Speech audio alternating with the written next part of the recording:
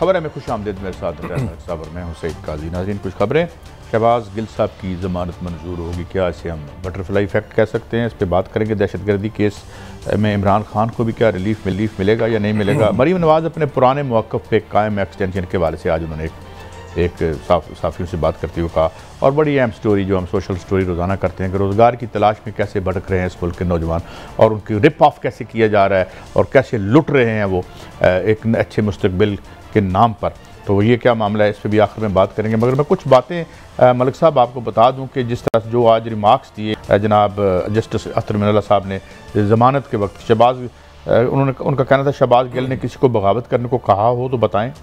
शहबाज गिल की दरख्वास्त से ज़मानत क्यों मुस्तरद की जाए, उस पर प्रोसिक्यूटर ने भी दलाइल दिए। उनका कहना था कि शहबाज गिल का ट्रैक रिकॉर्ड देखें, वो ऐसी हरकत दोबारा कर सकते हैं। अगर दोबारा ऐसी हरकत करे तो आप ट्रायल कोर्ट को दरख्वास्त दे सकते हैं, जस्टिस अतर मिनल्ला।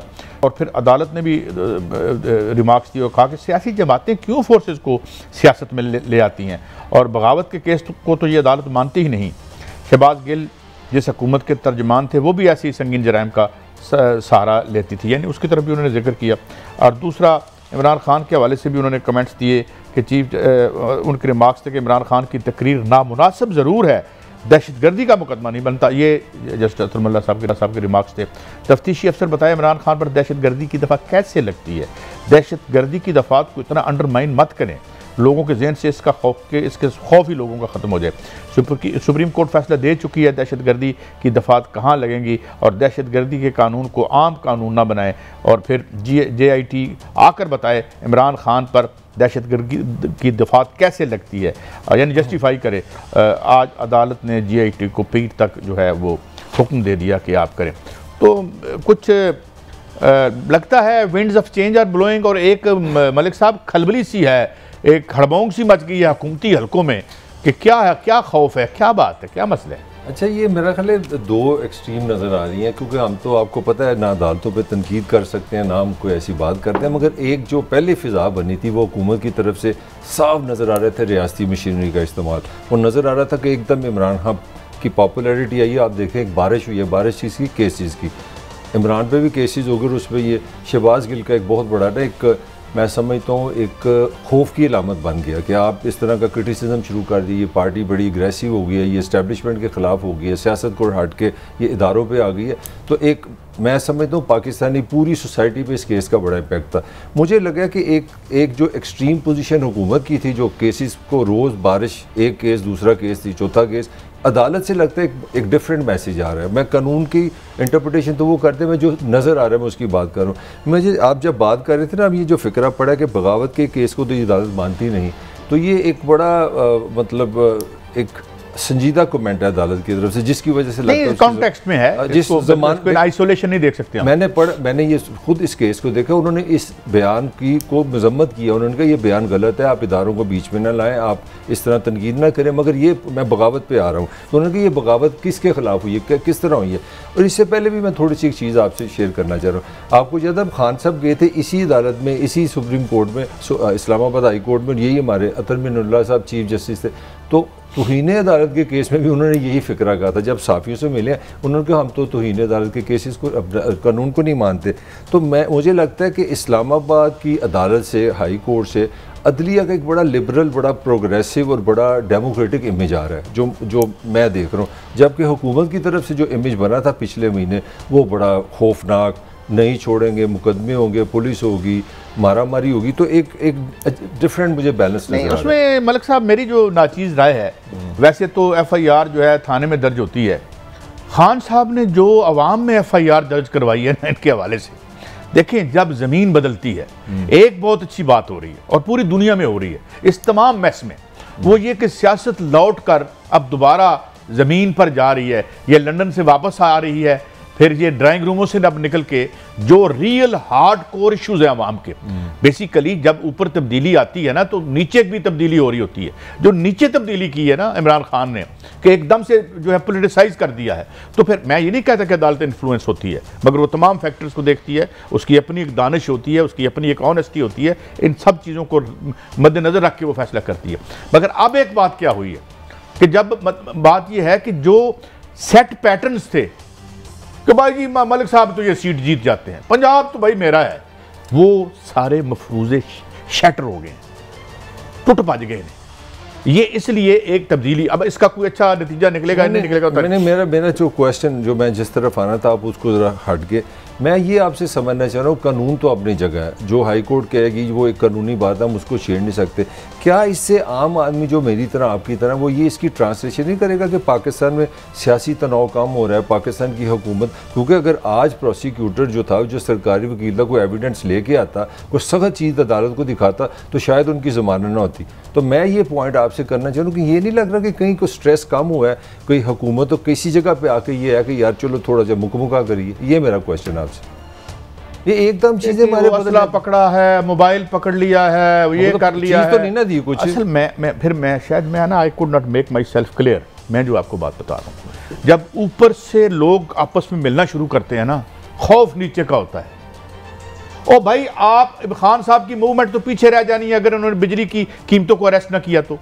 जब खुद मेंबर पार्लियामेंट जो मुस्लिम लीग नून के, वो ये कह रहे हैं कि ओ भाई की 33 रुपये का यूनिट कर दिया आपने, हर महीने बढ़ा रहे हो, डेली आपके रुपया कहाँ पे जा रहा है। यहाँ अभी आखिर में हम स्टोरी करेंगे कि यहाँ से नौजवान जिस तरफ वो आता है अपनी ज़िंदगी को दौड़ लगा के भाग रहे हैं, और ऊपर आप जो है जी दहशतगर्दी के मुकदमे कर लो, ये कर लो, तो कुछ बेटर सेंस प्रीवेल करे तो मुझे लगता है। नहीं काजी साहब, आप इस जमानत पे है ना, किस तरह इसका आपको किस एंगल से देख रहे हैं? सियासी, इसके डेफिनेटली सियासत पे असरात होंगे। मैं ये नहीं कह रहा कि अदालत सियासत कर दी है। जब आप सियासी बंदे को जमानत देते हैं और PTI के जो इल्ज़ाम था उसके बाद इसका कोई ना कोई पॉलिटिकल इंटरप्रिटेशन होगी, वो इंटरप्रिटेशन क्या है मैं आपसे पूछ रहा हूँ। यहाँ पे तो वैसे भी बड़ी खबरें हैं कि बड़ी बड़ी मुलाकातें भी हो रही हैं, ये हो रहा है, हमारे यहाँ तो फौरन ट्रांसलेशन हो जाती है ना कि हम जा रहे हैं। मेरा फिर वही आर्गूमेंट है, मैं आपसे ये कहना चाह रहा हूँ कि हमारे यहाँ, अच्छा पहले इससे पहले आपको याद होगा कि जब अदालतों की बारी हुई, अब जस्टिस काजी अपना ईसा के वाले से मैं बात रहा हूँ, इतना एक अटैक हुआ सोशल मीडिया पे अदालतों में। एक मुझे खुशी भी आज हो रही है कि इस मुल्क की अदालतों ने साबित किया कि वो अवाम के साथ है, डेमोक्रेसी के साथ है, अकॉर्डिंग टू द लॉज। तो एक कंफर्ट भी मिल रहा है, हमारी आखिरी उम्मीद ही होती है, रिलीफ मिल रहा है। मगर मैं फिर ये कह रहा हूँ कि किस किस्म की हमारी सिचुएशन है। तो बात तो उन्होंने बाई एंड लार्ज पॉजिटिव की है कि मतलब बैठ के जो है इशूज़ को, बड़े बड़े मेहनत इशूज़ हैं। आप कैसे देखते हैं स्टेट में? मुझे तो लगता है ये जो इंटरव्यू है ये अपना एक ऑर्गेनाइज एफर्ट है, इस पर पीछे होमवर्क हुआ हुआ है। ये सदर पाकिस्तान का वो इंटरव्यू नहीं कि आप एक अच्छे जर्नलिस्ट हैं, अच्छा चैनल है आपके। मुझे ये लगता है कि सदर ने कुछ ना कुछ रिजल्ट लिए हुए हैं, कुछ बैकग्राउंड काम हुआ है, उसके बाद हुआ है। अगर आप ये भी देखें इसी चैनल पे इसी साहब के साथ खान साहब का भी इंटरव्यू है, वो कुछ दिन रुका भी रहा है। ये भी सवाल है कि कुछ दिन फिर रुका क्यों था। फिर अगला सवाल है फिर कुछ दिनों के बाद इजाज़त क्यों मिल गई। फिर सवाल है कि उसके बाद ही सादी सदर साहब भी आ गए, और सदर साहब की इतनी मकूल और इतनी मैं कहता हूँ सैनिटी वाली बात उन्होंने की है। पाकिस्तान जो कि इस वक्त सवाल लड़ाई झगड़े के करता कुछ नहीं। अब इससे मैं आपसे सवाल करता हूँ, जो मैं भी इसका जवाब दूंगा।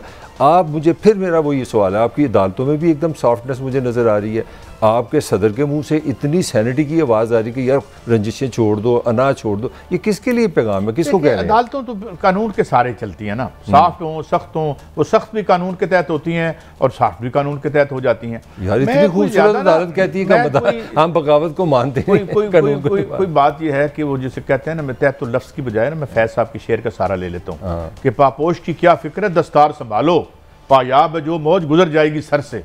हजूर यहाँ पे मैं दोबारा आपको कह रहा हूँ कि आफ्टर लॉन्ग टाइम, और सारे स्टेट ऑफ डिनाइल में है, अगर आपकी राइट विंग मूवमेंट बन गई है पाकिस्तान में या नेशनलिस्ट मूवमेंट बन गई, तो बन तो गई है ना भाई, उसको उस रियलिटी को आप कैसे नो कर सकते हैं? वो है ताकत खान के पास तो। और उसके साथ क्या है, उसके साथ इंटरनेशनल एस्टैब्लिशमेंट के बड़े प्रॉब्लम है। अगर आप एक इंतहाई पॉपुलर लीडर को, जब इतना बड़ा मलबा आप मैशत का सारा रियासत चलाने का बोझ आम आदमी पे डाल रहे हैं, और उसके साथ दी मोस्ट पॉपुलर लीडर जो है उसको भी आप दीवार के साथ लगा देते हैं, तो आपकी अकल पर मातम ही हो सकता है, और तो कुछ नहीं हो सकता। काजी साहब, मेरा भी आपसे मिलता जुलता आर्गूमेंट है। मैं आपके सवाल के बगैर ही आपको जवाब दूँ। मैं आपको बताऊँ इस हमारे साथ हुआ क्या है, ये सदर पाकिस्तान क्यों ऐसी बातें कर रहे हैं, इमरान खान क्यों किसी से मिलता ही है, क्या हो गया? सर, आपकी जो मौजूदा इकॉनमी है ना, सिंपल मैं आपको बता दूं, जो आपने डॉलर की सूरत हाल कर दी है और जो खौफ आपने पैदा कर दिया अपनी रियासती स्ट्रक्चर को चलाने का, मैं समझता हूँ वो सबसे बड़ी रीज़न है। क्योंकि सबको ये बात समझ आ गई है कि वो हम लड़ते रहेंगे। पहले तो बहस होती थी ना, ये पीपल्स पार्टी की लड़ाई है, ये काफ नून की लड़ाई है, इमरान खान मारा जाएगा, नवाज शरीफ मारा जाएगा, जरदारी। काजी साहब, अब आपकी विक्टिम रियासत बन जाएगी। आपको मैं सीरियसली कह रहा हूँ, आपके सरकारी मुलाजमों के लिए देने के लिए पैसे नहीं होंगे। मैं जो तो फिर मुझे एक बात ये आपकी, अब मैं जो लास्ट मेरा फिक्रा ले लें, मैं आपको ये बड़े कॉन्फिडेंट से कहने लगा हूँ कि पाकिस्तान की रियासती मशीनरी ढांचे के पास सिवाय सैनिटी के, बैठ के सोच के इसके मसाइल हल करने के कोई रास्ता नहीं है। You don't have the luxury to fight any more. रास्ता है बिल्कुल। क्या है? बड़ा पॉजिटिव काम हो रहा है। बताएं क्या है? मैं बताता हूं। आप बताएं। एक तो आपने 25 वजीर रखे हैं इस दौर में जिनके पास महकमे कोई नहीं। उनके पास महकमा है दिफाए शरीफ खानदान। चाहे जवेद लतीफ साहब को, उनको पूछो कौन सा महकमा है आपका। मुझे एक बात, प्रेस कॉन्फ्रेंस मुझे बताएं। अच्छा अब आप बताएं। Press conference. अगर तो ये क्वालिफिकेशन ये है कि मैंने टीवी पे आके रोना है, तो यार मुझे फाइनेंस मिनिस्टर लगा दो, मुझे तनख्वाह दे दो इतनी, मुझे पक्ष दे दो। मैं तो सेठ भी नहीं हूं, मेरे वालिद साहब भी सेठ नहीं थे। मिफ्ता इस्माइल साहब तो कहते हैं वो खुद सेठ हैं, उनके वालिद साहब भी सेठ हैं। पिछले साल उन्होंने रिकॉर्ड मुनाफा कमाया है, इसके बावजूद रो रहे हैं। मतलब किस पे रो रहे हैं? अपना मुनाफा जरा दे दें, डोनेट कर दें इस सैलाब फंड में। मुझे एक बात बताएं, यहां सवाल क्या उठ गया जिस पे कोई बंदा बात नहीं कर रहा। इमरान खान के दौर में रिकॉर्ड प्रॉफिट हुए कारपोरेट, अब भी हो रहे हैं, नीचे पैसा क्यों नहीं जा रहा? इस सवाल पे मिफ्ता इस्माइल साहब मुझे बताएंगे। I don't need your tears, I need answers and concrete answers.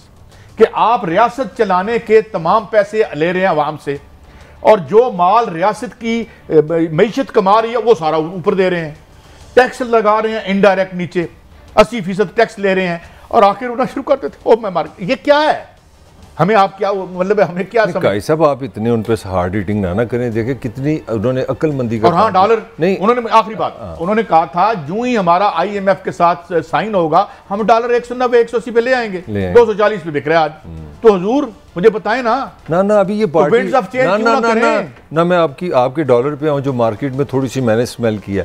Market में ये शदीद लड़ाई है, वो देखें ना इनसिक्योरिटी, जो मैं बार बार कह रहा हूँ, जो आपके साथ पाकिस्तान के साथ जो जेन्युइन मसला हो गया है, अनप्रिडिक्टेबल हो गई आपकी इकॉनमी। आप कोई चीज़ प्रिडिक्ट नहीं कर सकते। बिजनेसमैन को कुछ समझ ही नहीं आ रही कि अगर कोई चीज़ बाहर से बुलाता है, पहले आप उसकी LCD खोलते। मेरी बात सुनिए, मेरा सवाल चलें करें। और यार मैंने आपसे 30,935 दफा ये फिक्रा सुना है। 26 साल से इमरान खान तैयारी कर रहा था, वो तैयारी कर रहा था, ये 35 साल से हुकूमत में थे, ये हुकूमत चला रहे थे।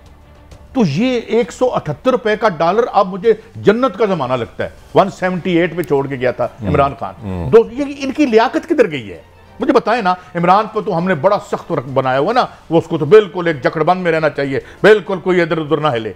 मगर जो उनके मुखालिफिन हैं, जो 35 हमारी टीम है, ऐसे इकबाल साहब कहते हैं हम बहुत तैयार हैं और बड़े हर छोटे छोटे, तो वो किधर गया? वो सारा किधर गया? प्रूफ भाई फेलियर साबित हो गया। अब इस पे बहस मतलब वो सारा झूठ था? नहीं, वो फ्रॉड था। मगर मेरा सवाल था, मान लिया झूठ था, फ्रॉड था, मगर पॉइंट तो सुने। मेरा पॉइंट ये है कि आप इस इकॉनमी को इस तरह नहीं चला सकते। आपकी 85 सीटें हैं, मैं अपने नून की बात कर रहा हूँ। 85 सीटों में 203 ममालिक है। मुझे दुनिया का एक मुल्क दिखा दें जिसमें ये कॉमेडी हो, जो पार्टी रूलिंग पार्टी है मुस्लिम लीग नून की 85 सीटें हैं और 70 की कैबिनेट है। मुझे तो डर है कि बाकी 15 भी पूरे करो ताकि ये बहस खत्म हो। काजी साहब या मेरी बात लिख लें, आपके किसी पॉलिटिशियन में, किसी पॉलिटिकल पार्टी में वो दम हम नहीं है इकोनॉमी चलाने का। अब आप फिक्रों से, टॉक शो से निकल आए। ये मैं आपको ये चैलेंज दोबारा कर रहा हूँ जो हमेशा मेरा आपसे रहा मुकालमा। मुझे लगता है इमरान का भी कोई होमवर्क नहीं है, उसके साथ भी यही होना है। बोले वो भी यही करेगा। Imran Khan prove lot better than your party या दूसरी पार्टी, आपकी नहीं कह रहा। बात क्या है, जब आपकी सारी कैबिनेट का ये फर्ज मनसबी है कि आपके मुबैना जराइम का टीवी पे आके तहफ़्फ़ुज़ करे, आपको जो आपके केसेस हैं, आपकी कन्विक्शंस हैं, उसको ओवरटर्न करवाए, खत्म करवाए, तो फिर आप इस मुल्क की मैशत का फिक्र है इनको। डू यू थिंक कि आप एक मुल्क में जहां 2-2 टके के लिए हम जलील हो रहे हैं, वहां पे आप 25 बंदे सुने ना, 25 बंदों का महकमे कोई नहीं है, यानी महकमे के बगैर वो वजीर है। इसका मतलब है वो क्यों है वजीर? वो आ जाते हैं और मुझे आके बताते हैं कि मैं मुसलमान हूं या नहीं। ये ड्यूटी है उनकी। मुझे आके बताते हैं कि मैं बड़ा बदकिरदार इंसान हूं। इस दिस हो तो हम किसी से 2 पैसे दे के पूछ लेंगे उससे। आपको हमने गाड़ी दी हुई है, पेट्रोल दिया हुआ है, एक आपके फ्लैग होता है, आप कौन सा काम कर रहे हैं? तो भाई बात यह है कि जब हुकूमत मैशत प्रियोरिटी नहीं है, प्रियोरिटी यह है कि जो मेरी जाती मैशत है उसको प्रोटेक्ट कैसे करना है और खान से कैसे जान छोड़ानी है। चलें तो फिर ये कर लें आप। अब मुझे बोलने दें। 100% आपसे एग्री करता हूँ जो आपने नून की जो मौजूदा हुकूमत की आप बताई है जो हुकूमत जो आप कहते हैं ना 22 साल आप थकते नहीं, 22 साल के बाद अगर आपने रज़ा बाकर को मिस्र से ढूंढना था, और ये भी आलमी तरीक़ का वाक़या है, एक बंदा IMF के लिए नौकरी कर रहा है, तनख्वाह ले रहा है, उसको फ़ोन आया पाकिस्तान नौकरी मिल गई पाकिस्तान, कल आ जा पाकिस्तान। और 10,000 लोगों ने कहा था जब ये रज़ा बाकर आया कि आप याद करेंगे जिस दिन ये पाकिस्तान से जाएगा। जब आया था तो डॉलर तकरीबन 130 पे था, जब गया तो 190 पे गया। फिर आपने शौकत तरीन एक वज़ीर ख़जाना ढूंढा, शौकत तरीन को ढूंढा डायरेक्टली या इनडायरेक्टली, वो नैब ज़दा था। पहले जी उसने कहा मुझे नैब से जान छुड़ाओ फिर मैं तुम्हें आगे वज़ीर ख़जाना बनूंगा। नंबर 3, शौकत तरीन वो वज़ीर ख़जाना था जिसने एक दिन बनने से पहले ये बयान दे दिया कि भाई इस इकॉनमी में कुछ नहीं है, पार्टीज ओवर। तो मैं कहाँ जाऊँ? नून लीग तो दफराद खत्म करे ना, मुझे बताएं मैं किधर मैं आपको जवाब दूंगा और इंशाल्लाह बहुत अच्छा जवाब दूंगा। रज़ा बाकर 2018 में नहीं आया। अच्छा, कब? 1977 में आ गया था। अच्छा, जब आपने शिफ्ट की थी और भुट्टो की पॉलिसी को बदल के आप IMF और वर्ल्ड बैंक की गोद में गए थे, और फिर आपने 80 से प्राइवेटाइजेशन की थी, और आपने न्यू लिबरल इकोनॉमिक प्रोजेक्ट का इजरा किया था। आपने 2-2% पे अरबों के एसेट बेचे थे। आपने एक ऐसा बैंक बेचा कि जिसकी जो कीमत थी उसमें रखे हुए फर्नीचर से भी कम थी। तो उस दिन रज़ा बाकर आ गया था। और जब सुने बात, 2018 के ज़माने में पहली दफा गया था। आपसी बात की मैं तो नहीं बोलूँ बीच में। 2018 में रज़ा बाकर के अलावा कोई ऑप्शन नहीं छोड़ा था आपने किसी के पास। अच्छा, आप मैशत को उन नीज पे ले आए थे जो इनका प्लान था पाकिस्तान को, और न्यूक्लियर नहीं रोक सके। नवाज शरीफ साहब ने रोकने की कोशिश की थी, उन्हें जाके बता दिया गया था हजूर ये आपका फैसला नहीं है। ये मैं नहीं कह रहा, कि डॉक्टर कदीर खान ने भी कहा था, और उनके अपने वजीर खारजा कौन होते थे, अयूब खान के अच्छे से बेटे गौहर अयूब साहब, उन्होंने कहा हजूर आपकी नहीं, वो कर दिया जिन्होंने करना था।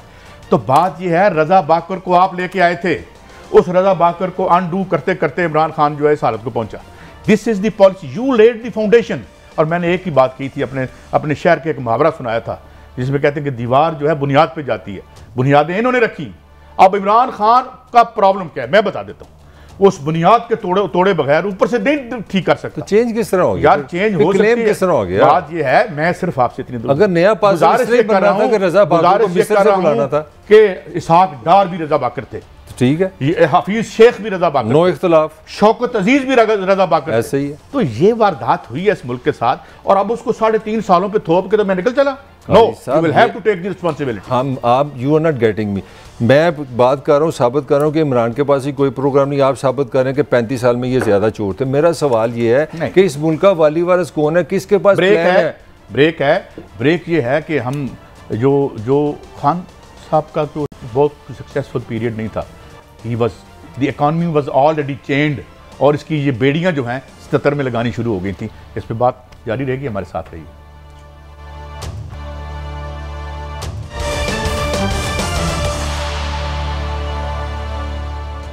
Welcome back.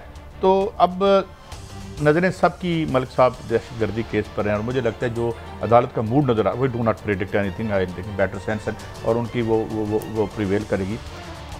एक और बात है जो उससे बड़ा दिल दुखता है मलिक साहब, ये हमारे कुछ इदारों का, सब इदारों का एक वकार होता है और होना भी चाहिए। तो अब ये एक और बयान सामने आ गया मरीम नवाज साहब से, खास तौर पर उन्होंने कुछ कहा है, वो अगर आपको सुनाते हैं, सुनाएं। आपने कहा था कि जनरल बाजवा की एक्सटेंस में आप शामिल नहीं थी। अब अगर हुकूमत दोबारा ये गुनाह करती है तो क्या आप इसकी मुखालफत करेंगी? मैं अपने असूल पे खड़ी, मैं अपने असूल पे खड़ी, मैं अपने असूल पे खड़ी। लेकिन यार इसमें हमें मेरा ख्याल में पूरा चलाना चाहिए था। ये तो उन्होंने आखिर में कहा है, मगर इससे पहले मैं कह देता हूँ ताकि चीज़ें सियाक व सबाक में रहें। और हम, उन्होंने ये कहा था जी कि मैं इस पर उस वक्त कमेंट करूँगी जिस वक्त टाइम आएगा, अगर ऐसा डिसीजन लिया जाता है। ये उनका शुरू का इंट्रो था जब, और आखिर में उन्होंने फौरी तौर पर मतीउल्लाह जान साहब ने सवाल किया बड़ा आफ्ती तेज़ी से कि आप अपने असूल पे कायम है, तो उनका जी मैं अपने असूल पे कायम हूँ। लेकिन पूरा उनका बयान ये था कि इस पे मैं अपनी राय तब दूंगी, क्योंकि मैंने पूरा सुना है, तब दूंगी जब मौका आएगा। तो सो आई थिंक हम लगा ना कि हम मिसगाइड कर रहे हैं। नहीं, मेरे लिए बड़ी अपना इतनी तो मैं मरीम को अप्रिशिएट करूँगी, इतनी तो वो बेवकूफ़ की बात है ना, आप कोई स्टेटमेंट दे दें, क्योंकि उसको भी पता है इस मुल्क के क्या तौर तरीके हैं, यहाँ के क्या अदाब हैं। तो उस अदाब में रह के मेरे लिए थोड़ी सी डेमोक्रेटिकली जान भी छुड़ा ली है कि मैं बड़ी जमहूरियत परस्त हूँ, इंसाफ परस्त हूँ, साफ मेरे लिए प्रोटेक्शन भी ले लिया। मुझे तो यही समझ आई। मैंने इसलिए इसको एक्सप्लेन किया है कि उन्होंने ब्लैक एंड वाइट में जवाब नहीं दिया। जो उन्होंने कहा कि मैं अपने असूल पे कायम हूँ, तो वो असूल पे कायम है। इससे पहले जो उन्होंने बात की, मैं फिर ये कह रहा हूँ, उन्होंने कहा कि मैं इस पर कमेंट उस वक्त करूँगी जब वक्त आएगा। अच्छा, मैं आपसे एक थोड़ा सा और सवाल पूछ लूँ। आइए, अपना ISPR की आपने प्रेस कॉन्फ्रेंस सुनी थी, अपना आर्मी चीफ की एक्सटेंशन पे बिल्कुल क्रिस्टल क्लियर बात थी, क्रिस्टल क्लियर बात हो गई, सारी चीज़ें क्लियर हैं। मुझे पता है हमारे साफ़ी लोग क्यों बाज नहीं आते, ये हर वक्त एक ही सवाल के पीछे क्यों पड़े रहते हैं? मतलब साहब देखो ना, मुझे आप अपनी कम्युनिटी से जूते पड़वाने के चक्कर में, मैं रेटिंग बंदे ज़्यादा आन, यूट्यूब चले, मेरा मतलब ये है कि ये जो मलिक साहब बेड़े गर्क क्या कहाँ से हुए? जब ये असूल तय पा गया कि बनेगा वो जो बिकेगा, आपकी फिल्म इंडस्ट्री तबाह होगी, आपका अदब ख़त्म हो गया, बड़ा काम होना ख़त्म हो गया। जो ओवर कमर्शलाइजेशन हुई है ना हर चीज़ की, उसने हर चीज़ का बेड़ा गर्क कर दिया है। मेरा मतलब है कि बड़ा वो करार पाएगा जिसकी बहुत रेटिंग आ रही है। रेटिंग की भी आती है। मरियम से ये भी तो सवाल हो सकता था ना कि रूलिंग पार्टी की आप नुमाइंदा हैं, लीडर हैं, जो भी वटेवर, आपसे ये भी सवाल हो सकता था कि इंटरनेशनल कम्युनिटी कह रही है कि पाकिस्तान में सैलाब के बाद क्या जा रहा है, पाकिस्तान में खाना नहीं मिलेगा, रोटी बड़ी महंगी हो जाएगी, खुराक खत्म हो जाएगी, 40% आपकी सारी ज़मीन तबाह हो गई है, इस पर आप क्या कर रही हैं? तो एक ही सवाल है मेरे पास। शॉर्ट सुनवाना है, लेकिन मैं पहले एक सवाल कर लूँ आपसे। तो क्या है, क्या बनी गाला में भी कहता आएगा और रायविंड में भी कहता आने वाला है घर में? तो इसका मतलब हमारा कोई ताल्लुक नहीं, अगर वहां कहते नहीं आया तो कहीं भी नहीं आया। चले फिर ठीक है, मैं अपना सवाल वापस ले लेता हूं। ठीक है, चले। ये शख्स मुल्क के लिए खतरनाक है, मुखालिफिन के लिए नहीं। अगर ये लाडला ना रहे तो मुखालिफिन को इसको डील करना ये काम है। इमरान खान का जो लाडलापन है उसको प्रोटेक्शन देने वाले अगर अपनी इस चीज को छोड़ दें, इस रविश को छोड़ दें, तो इमरान खान को सॉर्ट आउट करना 3 दिन से ज्यादा का काम नहीं है। क्योंकि कौन दे रहा है? ये तो अल्लाह बेहतर जाने कौन दे रहा है, वही जो कोच साहब हैं वही दे रहे हैं। अब मेरा ख्याल है मलिक साहब, लड़ाई ये है कि मैं अगर ये कहूँ कि यार मलिक साहब आप लाडले हैं तो मुझे लाडला बना लें, ये कोई इस तरह मतलब निकलता है इसका? बिल्कुल ऐसी है, पक्की बात है, ऐसी। देखें ना जो प्रिंसिपल बात में करने लगा, प्रिंसिपल बात है कि पॉलिटिकल पार्टी की स्ट्रेंथ पता क्या होती है? उनका प्रोग्राम और उनकी पॉपुलैरिटी, वो आपकी असल स्ट्रेंथ है। इसका मतलब है कि हमारे यहाँ मैं जब उधर कान लगाता हूँ वहाँ मुझे आवाज़ आती है कि ये और इनके हैंडलर, वहाँ हैंडलर का लफ्ज़ है, यहाँ पे कोच का लफ्ज़ आ गया। मेरा पॉइंट ये कि बेस हमारा बहुत बड़ा ये क्वेश्चन बनता जा रहा है कि क्या पाकिस्तान की पॉलिटिकल पार्टी को ये इसकी समझ भी है कि वो सियासत क्यों करते हैं? What this means to be a political party in a democratic country. कहीं पे आवाम तो मुझे नज़र ही नहीं आती। आप दोनों तरफ चले जाएं, आप सोशल मीडिया में दोनों पैसे लगाते हैं, दोनों टीमें बनाते हैं, और वही ये मैं इतना खुल के बात नहीं कर सकता। तीसरी एक मतलब आप हमेशा अटैक कहीं और पे कर रहे हैं। अच्छा हो क्या रहा है? जिसको फ़ायदा मिल रहा होता है ना, मैं आपको पाकिस्तान की मौजूदा सियासत के सारा क्रक्स निकाल दूँ। इसमें कोई अवाम नहीं है, कोई पाकिस्तान का फ्यूचर नहीं, कोई इकोनॉमिक सलूशन नहीं है, कोई आम आदमी की होप नहीं है। और सबसे बड़ी चीज़ काजी, सबसे अहम चीज़ होती है किसी कौम के ज़िंदा रहने की उसकी उम्मीद। आप कोई उम्मीद पैदा नहीं कर रहे, होपलेसनेस कर रहे हैं। लड़ाई क्या हो रही है? एक को बेनिफिट मिलता है, वो तीसरा बताता है तीसरे की वजह से मिल रहा है। जब उसको बेनिफिट मिलता है वो कहता है जी तीसरे की वजह से मिलता है। यार where is the people of Pakistan? एक और भी शॉर्ट सुनवाते हैं, आप सुनाएं। तो हीरो की अंगूठी के स्कैंडल में क्या पेशरफ्त हुई है? मलिक रियाज को शामिल तफ्तीश किया जाएगा या नहीं? देखिए मेरी बात सुने, मैं हीरो की अंगूठी का जिक्र नहीं करती, वो ये खुद कर रही हैं कि 3 कैरेट का डायमंड नहीं चाहिए, 5 कैरेट का डायमंड चाहिए, क्योंकि फाइल पे सिग्नेचर्स होने। तो अगर पेशरफ्त नहीं हुई तो इस पे पेशरफ्त होनी चाहिए। मुझे हुकूमत से इस बात का शिकवा है। मुझे नहीं पता कि पॉलिसी क्या है, मैं पॉलिसी मेकिंग में शामिल नहीं हूँ, उनकी डिसीजन मेकिंग में भी मैं शामिल नहीं हूँ। मुझे नहीं पता यहाँ पर क्या डिस्कशंस होते हैं, लेकिन मुझे शिकवा है कि एक शख्स जिसके हाथ हर किस्म के जुर्म से रंगे हुए हैं, वो अभी तक किसी केस का, किसी सजा का उसको सामना नहीं है। तो ये पाकिस्तान के इंसाफ के ऊपर, पाकिस्तान के अदलिया के ऊपर, पाकिस्तान के सिस्टम के ऊपर बहुत बड़ा क्वेश्चन मार्क है। अब ये मलिक रियाज साहब के वाले से बात करें? जी हाँ, उन्हीं के बारे। अच्छा नहीं तो मतलब इल्ज़ाम है ना उन्होंने वो, लेकिन मेरे आखिरी इतला आने तक तो मुझे लगता है कि इनके जो चचा है मोहतरम जनाब शहबाज शरीफ साहब की हुकूमत थी है अभी, या कोई बदल गई है? मलिक साहब मैं आपको प्रॉब्लम बताता हूँ, अगर आपको समझ आ जाए और अल्लाह ताला। नहीं, ये थोड़ा सा क्लियर कर लूँ, ये अटैक इमरान खान पे हो रहा है क्योंकि इल्ज़ाम लगा कि उन्होंने एक अंगूठी दी है। ये जो अटैक हुआ है मैं आपको क्लियर कर दूँ, अटैक मलिक रियाज पे नहीं है, अटैक अपने जिगर इमरान खान पे है। मैं एक आपको बात बता देता हूँ, मुझे लगता है आपके दिल को बड़ी लगेगी और बड़ी पसंद आएगी। जिस दिन हमारी सियासी पार्टियाँ 9 करोड़ वोटों के लिए कैंपेन करेंगी और 5 या 10 वोटों की कैंपेन बंद कर देंगी तो शायद मामला ठीक। अच्छा काजी, एक और कमेंट मेरा ख्याल है लाजमी करना बनता है, वो डिसऑनेस्टी होगी प्रोफेशनली। इसी जगह पे आप खड़ी हैं, आपसे सवाल किया गया कि आर्मी चीफ की एक्सटेंशन पे आपकी क्या सोच है। आपने वहाँ तो नहीं किया कि मैं तो पॉलिसी साजी में शामिल ही नहीं हूँ, मैं तो हुकूमत का हिस्सा नहीं। अच्छा नहीं, मेरी बात तो सुन लेना यार, ये क्या दो फेसिस हैं। आप वहाँ पे पाकिस्तान की वज़ीर आज़म है, वहाँ पे आप कह रही हैं सूली तौर पे वो खड़ी हूँ, मैं बाद में बताऊँगी। जब ये पूछा गया कि आपने तफ्तीश नहीं की, आपने एक इल्ज़ाम लगाया था रियासती मशीनरी आपके पास है, आप उनको कहें इन्वेस्टिगेशन एजेंसीज पकड़ें, किसने अंगूठी ली, किसने दी, गलत इल्ज़ाम भी लगाना, वहाँ आप पोलिटिकल मैनेज ले लेते हैं। यहाँ आप प्रिंसिपली एक स्टैंड रखें ना कि I am not part of the government, don't ask me this question. जहाँ आपको पॉलिटिकली इमरान को हिट करने का स्कोप मिलता है, आप वहाँ पे अग्रेसिव हो जाती है। देखें, पहली बात तो ये कि जहाँ तक मुझे याद है मलिक रियाज साहब ने भी शायद इसकी तरदीद की थी या आई थी मेरे ख्याल में। देखिए ना काई साहब, तरदीद की बात नहीं। दूसरी बात ये है, मुझे बताएं, मैं और आप गुफ्तगू कर रहे हैं और तीसरा बंदा सब्जेक्ट है हमारा, और आप मुझे कह रहे हैं मुबैना तौर पर, और उस वीडियो का कोई फोरेंसिक ऑडिट भी नहीं हुआ कि यार वो फलां ने मुझसे ये मांगा था। उस बंदे की आवाज़ नहीं है, उसका कोई सबूत नहीं, मैं और आप बात कर रहे हैं।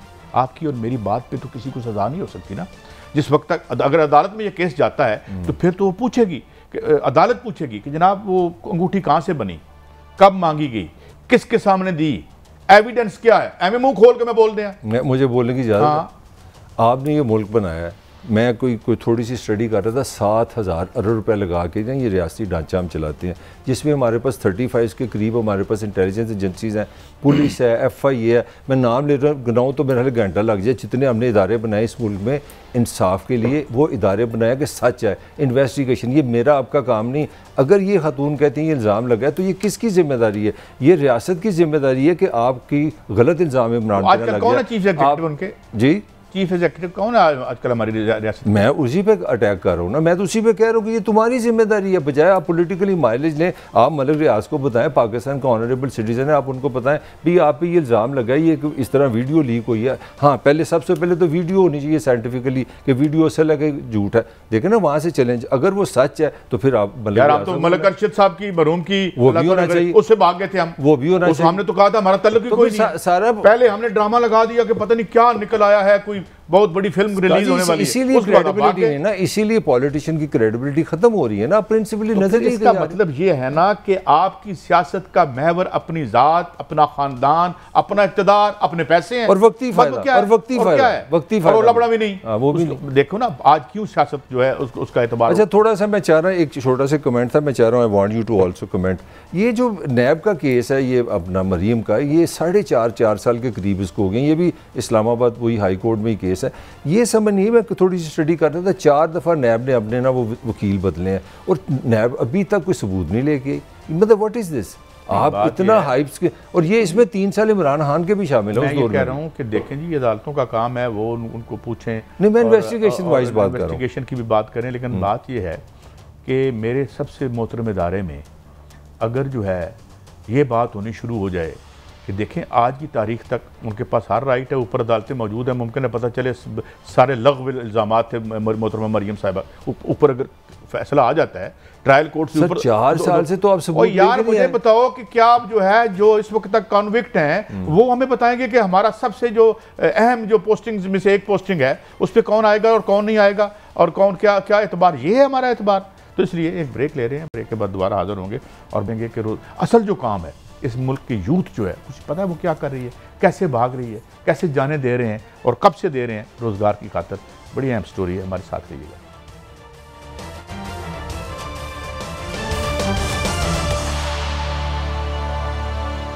Welcome back. मलिक साहब, ये एक बड़ी दिलखराश स्टोरी है। इसमें मैंने कई दफ़ा मैं दो तीन बातें करके जाता हूँ। आपको याद है एक बहुत बड़े कंटेनर में बलूचिस्तान से जो हिजरत कर रहे थे, माशी हिजरत से कहता हूँ, इकनॉमिक इमिग्रेंट्स, वो बेचारे के सारे उसमें धपसे दम से मर गए थे। फिर लीबिया से बहुत से पाकिस्तानी थे जिन्होंने वो समंदर क्रॉस करके यूरोप पहुँचना चाह रहे थे, यहाँ रोज़गार। और अब यहाँ पे ये हमारी स्टोरी कैसे सामने आई, पिछले दिनों हम भी कहीं गए हुए थे तो वहाँ पता चला कि जनाब अब अज़रबैजान का हमारा वीज़ा नहीं है, हमारे उनसे बड़े अच्छे ताल्लुकात हैं।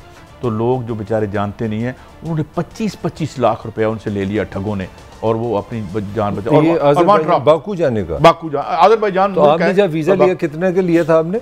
$26 अगर जो मेरे ख्याल में तेज तरीन आधे घंटे में आ जाता है, $20, $25, $30। अच्छा, $25 कितने बने? थोड़ा मैं गुफ्तगू करना चाह रहा हूँ। पता नहीं मेरे पास, तो हम तो 1000 कर लेते हैं, चले 5000 रुपया कर 5000 कर लेते हैं। 25 लाख का वीज़ा नहीं, इसका मतलब मैं आपसे 25,000 का आपको वीज़ा दे दूँ और थोड़ी सी आपकी 25 लाख का 25, मैं वही बताने लगा ना कि मैं आपको 20-22 हज़ार रुपया फीस दे के इंटरनेट पे आपका वीज़ा ले लूँ, जो एजेंट कर रहे हैं, जो नया फ्रॉड आपसे मुझे समझ आ रहा है, और आपसे मैं 25,000 लेके आपको अमेरिका, बरतानिया, फ्रांस इधर बेच रहा हूँ, ये फ्रॉड हो रहा है। देखिए, कह तो वो यही रहे हैं, लेकिन मैं एक आपको बात बताऊं, जब मैं वहाँ गया और मैंने बात की और लोगों से की जो इमिग्रेशन का काम भी करते हैं और वैसे भी वहाँ पे, वो कहते हैं उससे आगे कहीं नहीं जा सकते आप। उन्होंने तो 25 लाख आपसे ले लिया। मतलब ये है कि एक तरफ वहाँ जॉर्जिया है, उसके साथ ईरान की सरहद मिलती है, या और एक टर्की की मिलती है। अच्छा, तो भाई वो अच्छा, फिर ये कि वहाँ पे बॉर्डर पे कई लोग मारे जाते हैं। यहाँ अगर रोज़गार मिले, यहाँ ये जो हम बेच रहे होते हैं रोज़ाना, आज उसको ये कह दिया, वो कर दिया, आज जो है वो इधर हो गया, आज हवाएं बदल गई हैं, ये हो गया, इसकी बजाय ये कोई काम कर लेते। 2-3 चीज़ें मैं भी आपसे शेयर करूँ। अभी आपने ईरान का जिक्र किया, 20,000 लोग अभी ईरान ने ना गैर कानूनी जो वहाँ पे रह रहे हैं पाकिस्तान ने उनको डिपोर्ट किया। तो मेरा एक जानने वाला ना कोई पाकिस्तान आया थोड़े दिन, ये सालाना है। हाँ, तो मेरे एक जानने वाला पाकिस्तान है, तो उसने मुझे बताया, कहते यार मैं जब लाहौर एयरपोर्ट पे आया ना, तो एयरपोर्ट पे बहुत सारे लोग ना बैठे हुए थे, उनको ना कोई ऊपर से बड़ी रवायती किस्म की जो सरकारी होते हैं हमारे पुलिस वाले, वो FIA वाले, कोई जो महकमे होते हैं, वो बड़ी बदतमीजी कर रहे थे। तो वहाँ पे लोग बैठे थे, वहाँ पे बेशुमार सैकड़ों के हिसाब से। तो मैंने थोड़ा सा, मुझे क्वेश्चन आया, मैंने कहा ये क्या बात कर रहे हैं, मैंने तो ज़िंदगी में ऐसी कोई चीज़ नहीं एयरपोर्ट पे सुनी। मैंने कॉल किया, एक जानने वाला हमारा, आपको पता है थोड़ा बहुत कोई रेफरेंस होता है, तो मुझे पता लगा कि जनाब वो मलेशिया से आए हैं। तो आते ही आपने उनको बिल्कुल गधों की तरह, जानवरों की तरह निकाला आपने जहाज़ से, और उनको सबको कहा आप ज़मीन पर बैठ जाए, और उनको गालियाँ पड़ी थी। अब उनका गुनाह क्या है? उनका गुनाह क्या है कि उन्होंने अपनी माँ, रोजगार की तलाश में, नहीं, गुनाह देखे ना कितना बड़ा है। उन्होंने पहले अपनी माँ के जेवर बेचा, फिर इस तरह एजेंटों के आता है जी आप मलेशिया जाके करेंगे, और देखें कितने वो टेररिस्ट हैं, कितने घटिया हैं, किस लिए जाएंगे वहाँ पे, मेहनत करेंगे, पैसे कमाएंगे, बहन की शादी कर देंगे, बड़े भाई का छोटे भाई को पढ़ा देंगे, बाप को हज करा देंगे, घर अपना टूटा वो बना लेंगे। तो अब ये असल स्टोरी की तरह मैं आता हूँ, आपको पता है ये रिसेंटली 28% इंक्रीज़ है पाकिस्तान से बाहर जाने का जो ट्रेंड है, जो लोग कोशिश करते हैं हर साल का। मतलब आप इस साल में अगर 100 लोग जा रहे हैं तो अगले साल हो गए 128। इसी तरह 2020, 2019 हर साल 27% बढ़ रहे हैं। और दूसरा जो हमारा काम हमने किया, जो 60,000 के करीब, अब ये कोई इतनी साइंटिफिक इन्फॉर्मेशन नहीं है, 60,000 के करीब पाकिस्तानी वो बच्चा है जो जाके वहाँ से पढ़ता है। और उसकी मैंने थोड़ी सी कैलकुलेशन की है, जब आप BS 4 ईयर डिग्री के लिए जाते हैं ना अमेरिका या इंग्लैंड या ऑस्ट्रेलिया या कनाडा, ये जो मुल्कों में, तो आपको 4 साल का मतलब है, आपको 4 साल फ़ीस देनी है। 4 साल का मतलब है आपने 4 साल वहाँ पे रेजिडेंस रखनी है, खुराक रखनी है, खाना पीना, आपकी हेल्थ है। और इसका पता है एवरेज खर्चा कितना आता है इसके लिए? 10 लाख रुपये महीना।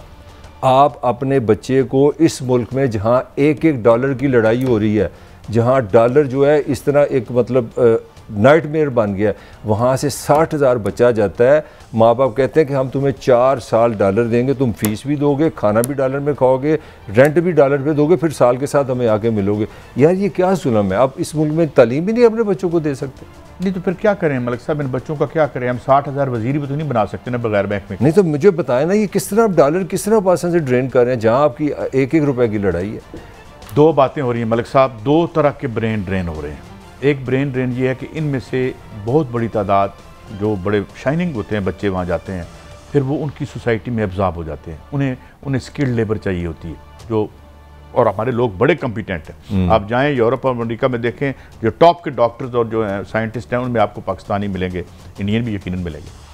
तो ये एक तो ब्रेन ड्रेन हमारा ये हो रहा है। दूसरी हालत हमारी ये है, जो मैंने बड़ी खौफनाक बात और एक नया एंगल देखा, कि एक और ब्रेन ड्रेन है जो इस मुल्क में हो रहा है, कि जब आपकी 47-45% बच्चों की ग्रोथ स्टेंटेड है, उनकी कॉग्निशन जो है वो डेवलप ही नहीं होती, तो वो और बड़ा ब्रेन ड्रेन है कि आप यहाँ पे मजदूरों की। तो बात ये है कि यहाँ बैठ के इस सिस्टम पर गौर करें कि यार आपके कॉर्पोरेट प्रॉफिट्स भी इतने ज़्यादा हो रहे हैं, तो फिर ये क्यों नीचे हम फैसिलिटीज़ नहीं दे पा रहे, क्यों हम लोगों को हेल्थ नहीं दे पा रहे? अच्छा, वो आपने ब्रेन ड्रेन की बात की, मैं ब्रेन किलिंग की बात करूँ, जो हम ब्रेन कत्ल कर रहे हैं। 8,000 पाकिस्तानी इंजीनियर है बेरोज़गार, और आपकी for your kind information 60,000 Pakistani engineer जो है ना वो बेरोज़गार है। और मैं एक और आपको बहुत बड़ी अजीब तकलीफ दे बात बताने लगा हूँ। यहाँ पे सोशल मीडिया में एक पेज बना है, एक ग्रुप बना है, पता है किस चीज़ का? Unemployed PhDs। यानी कि जब जिस ज़माने में हम दोनों हैं, हमारे ज़माने में तो कोई MA कर रहा था तो हम उसकी शक्ल देखते थे, यार इसने MA किया। PhD तो मैंने ज़िंदगी में लफ्ज़ ही नहीं सुना था पंजाब यूनिवर्सिटी में, गवर्नमेंट कॉलेज में। I have never heard this word PhD। अब सूरत हाल ये है इस हमारे आज के पाकिस्तान में कि PhD सारे इकट्ठे हो गए हैं, उन्होंने एक तंजीम बना ली है कि यार हमारा दर्द साझा दर्ज क्या है कि जॉब ही नहीं है। आप तो कह रहे हैं ब्रेन ड्रेन, ये क्या है, व्हाट इज़ दिस? ये तो आपने किलिंग कर दी। अब तो गोलियां, PhD को लाइनों पे खड़ा करके गोलियां मार रहे हैं आप। 60,000 इंजीनियर है, उसको आपने गोलियां मार रहे हैं। ये तो ड्रेन ड्रेन का चक्कर ही नहीं। साहब बात ये है कि कोई पॉलिसी की तरफ ध्यान नहीं है। अब आप बात ये है कि जब आपकी तालीम आपकी डिसएडवांटेज बन जाए और कब्ज़ा ग्रुप में बैठ के जो है आपकी कामयाबियाँ जो हैं और झंडे आप गाड़ें, एक ऐसा निज़ाम इन प्लेस हो और ऊपर से रोज़ लड़ाइयाँ हों, तो फिर ये क्या होगा? अल्लाह करेगा इस तरह कुछ बदलेगा, क्योंकि आवाम भी तो जाग रही है, वो भी देख रही है। और किसी अच्छे दिन की उम्मीद के साथ आपसे इजाज़त चाहते हैं। अगले हफ्ते फिर मिलेंगे। अल्लाह हाफ़िज़।